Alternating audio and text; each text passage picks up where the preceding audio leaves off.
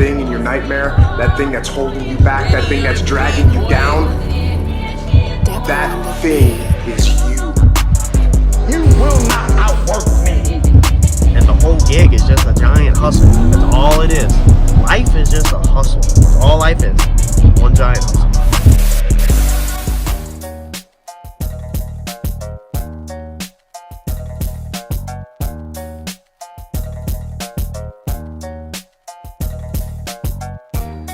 Well, we back at work, but you can see what we got in the bed of the truck.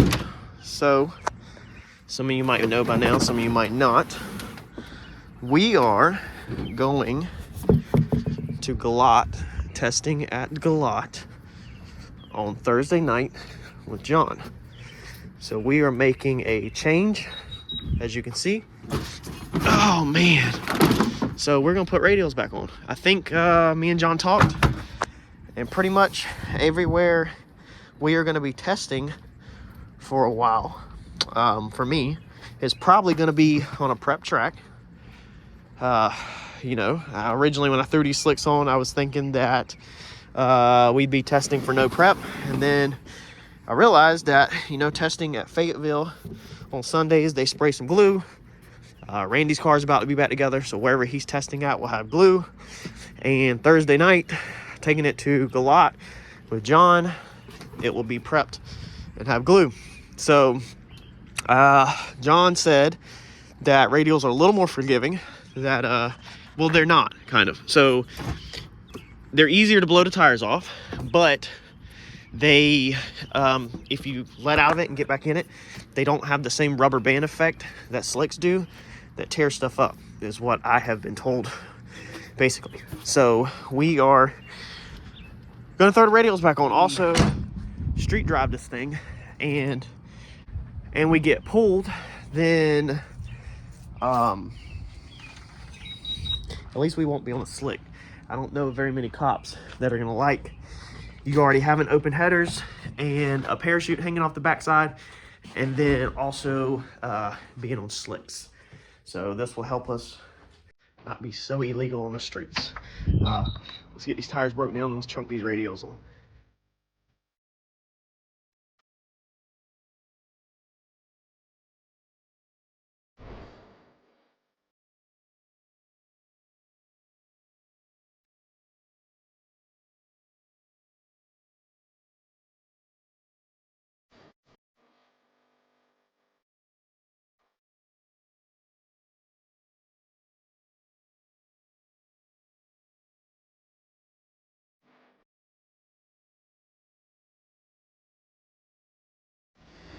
Alright, so got these put back on. This old school tire machine, as y'all can tell, I use a real old school tire machine if you're new to the channel. Bought it with cash. Works perfect most of the time. Sometimes you gotta fight with it a little bit. Good old Coates. What was it, a Coates 110? Or maybe that's a balancer. It's the RC 5A. I think it's still Coates though. Anyways, it works. It gets the job done for us. I paid cash for it, and I'd rather buy an old school Coates than a new cheap Chinese one that you can't even freaking work on and you can't get parts for whenever it's time to make a repair. Whoa. You know, we're gonna pressure wash these things while they're here, but that's one done. Time to do the next one.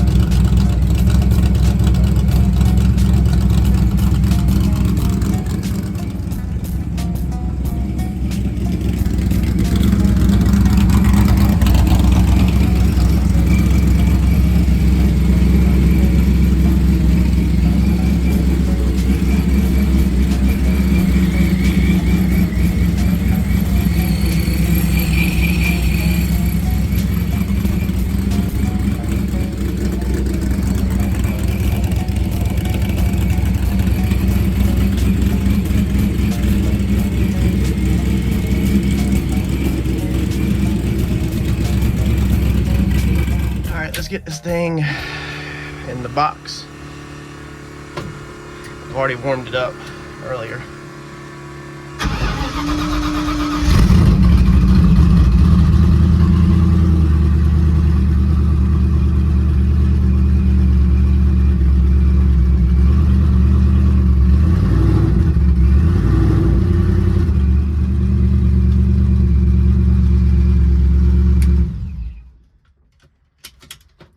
A little hard to back it out the driveway and hold the camera at the same time. All right, let's winch her in. So we're trying something new.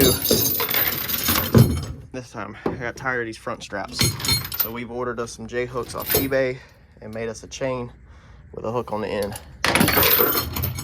And this should be simple enough. We're gonna come right here because this car is extremely tight in this trailer. So, hook it right there. Let's pull this thing all the way forward. All right, so that is all the way to the cabinet. Take our J-hook.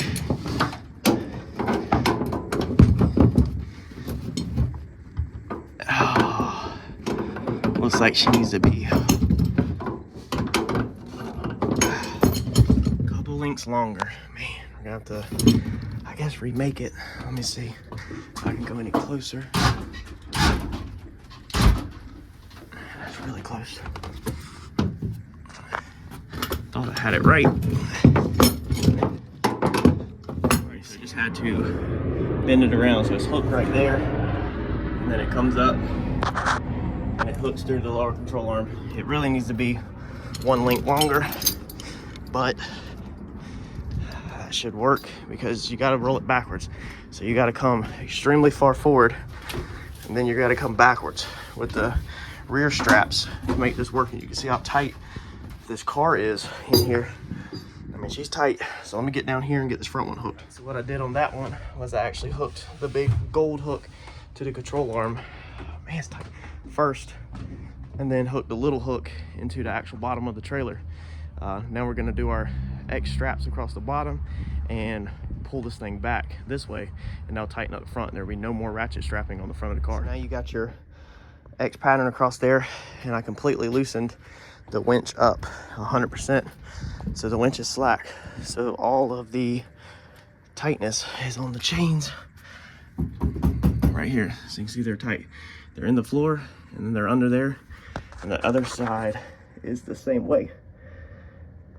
So easy peasy. Let's see how much room we ended up in the front. Yeah, we got plenty of room. That's perfect, because I don't want to you don't want to waste any room in this trailer up here in the front, because you got to load up the back. But you can see that this is tight. I think this trailer is 20 foot with the V, I think, or 8. I think there's 18 for the square. The actual square from the front of the cabinet's back, I think is 18. You're gonna do what? I'm doing. You're gonna help me push it up? Yeah. It's already in there. We already put the car in the trailer. Are you talking about the door? Huh? Harper, are you talking about the trailer door? Yeah. You're gonna help me push the trailer door up? Yeah. Give me a high five. I'm going. Where's your croconators? My papa? Is that what we call them? Is Yeah. croconators? Look, I don't have them. What don't you have? I got a new stroller. You got a new stroller? Yeah. What do we call your Crocs? That was my Croconators? Yeah, I got it. Is Daddy going racing tomorrow? Yeah. Where's the race car at? I'm going Where's the race car at, Harper? a race car. Yeah, where's Daddy's race car? A tail. In the trailer. Good job. Let's finish loading up. You got it? You gonna put it in the trailer? Okay. So I come back to the shop. We were gonna get it in on Randy's stuff tonight.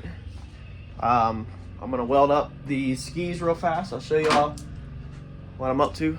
But find out this afternoon, the trailer has no running lights.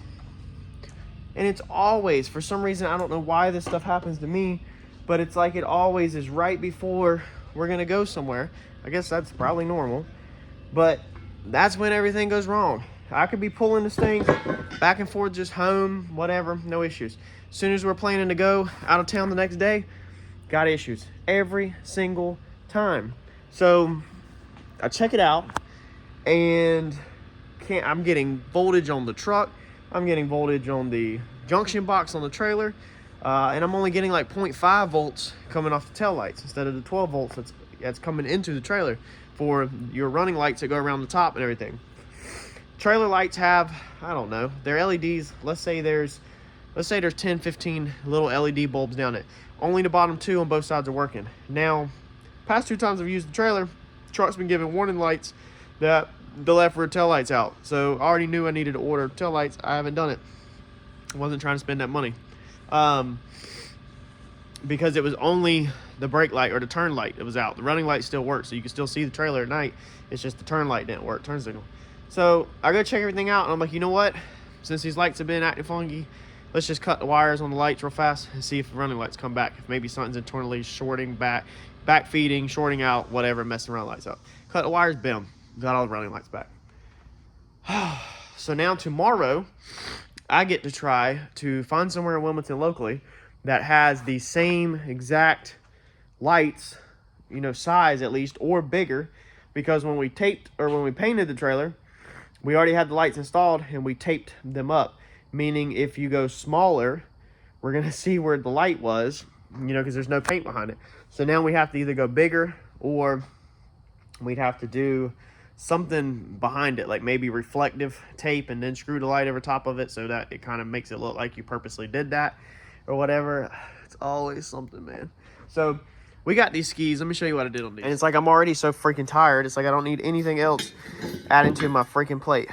So the skis, if you remember, I don't know if you remember, they were longer. Okay, so there was another piece that come out here. There was 2 bolts that went through the frame rail, and then there's 2 bolts that go through here. Now, these 2 are probably plenty fine because obviously if you hit the skis, you're applying upwards pressure. So 1 bolt on the rear will be perfectly fine. That's 3 bolts total on each ski. Because of the way the exhaust turns out now, we had to cut these down. So I didn't weld on the inside. Mike did these actually that night that we were getting everything done. So there's just weld on the outside and some around there. And that was it. I spray painted them. So now it did run all the way down here and around the front where the tube killed into it. So I'm gonna have to add a little bit of weld real fast just for safety. In here, we're gonna take this, grind this, clean this up, hammer this in the best we can, hammer this one in and lay the bead here. That way this tab is not just one side and that little tack, it's 2 sides welded, so if it comes to the ground, at least it's, you know, 2 sides welded to it, and it would take the pressure on this, not the bolt. The bolt goes through the rail to hold it in, but all the pressure actually would slap upwards, so it would take the pressure there along with them 2 bolts. So we're gonna get our grinder, just turn on the compressor, clean this up the best we can, get the welder out, do that. And then what I wanted to do tonight and is weld up Randy's fenders. We got his primered today, so that's separate videos. We're not gonna get them mixed up, but that's what I'm doing tonight. Fixing a little bit of race car stuff real fast. We'll put these on at the track tomorrow. John said he's got to change tires, so while he's changing tires, I'll get my skis back on, just for safety in case it comes up and it comes back down, and you know, don't want to bust the oil pan. So let's get it. Well, we got some dookie welds on them. I'm still learning with this thing. It's like 1 minute I'm welding good with this gas, and then next minute it's welding like crap. This one I couldn't figure out exactly what was going on, and then I started welding up Randy's fender, which we're not going to put this in a video or nothing because we already did a video on prepping that fender in primer. But I was like, man, why is this welding like such like crap? And I guess earlier today I forgot to cut the bottle off, so just like now, forgot to cut the bottle off. So I turned it like that, whichever way, and I actually had turned it off instead of on. So I was literally welding all of that and then welding this booger of a mess. But it's all grinded out, doesn't matter, it's covered up with filler. But I was literally welding all that without gas. So that's the reason why it was spitting and splattering. Not welding good at all. All it is simply one of the things where if you've been welding forever, then it's just second nature for you to go and turn the bottle on. For me, it's not. This is new. And I'm not used to turning the bottle on. Like, I'm literally just used to grabbing the welder and rolling. But it's right after 10 o'clock. That's going to be it for tonight. I got the race car skis. Oh, it went dark. I got the race car skis done for tomorrow for the track. So we'll get them back on. And then at least I got some welds laid on Randy's fender. I got all the pieces filled in. So let's lock up and get to the house for tonight. All right, so we're gonna be at Gallot tomorrow afternoon with John, testing. We got the car back on radials, it's ready to go. I'm done for tonight. Maybe I'll see some of y'all out there. If not, catch y'all in the next video. Thanks, y'all.